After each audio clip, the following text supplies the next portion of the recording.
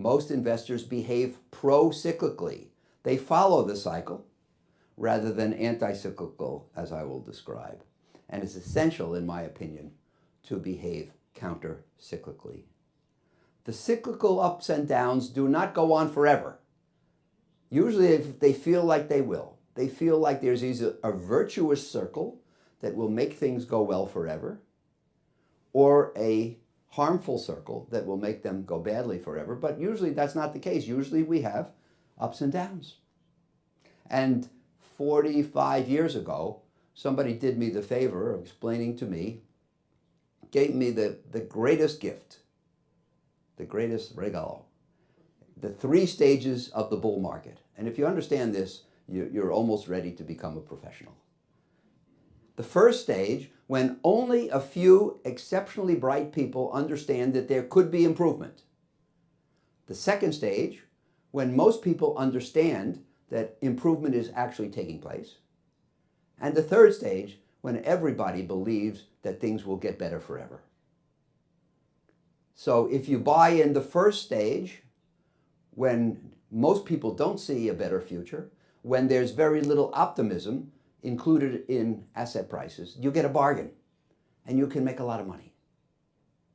If you buy in the second stage, when everybody understands that improvement is taking place, you don't get a bargain, you do okay, you follow the cycle, you buy in at a fair level.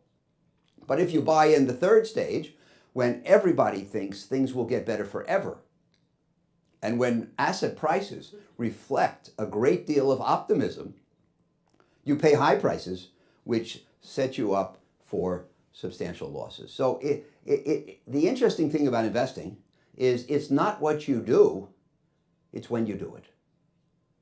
It's not what you buy, it's when you buy it, under what conditions, and at what prices. So the key to investing is not buying good things, it's buying things well. You have to understand the difference between bueno and bien. And it's buying bien that makes for success. When I started at Citibank, which was 50 years ago this month, the bank bought the stocks of what were called the Nifty 50, the 50 best and fastest growing companies in America. Companies that were so terrific that it didn't matter what price you paid. That was the official theory.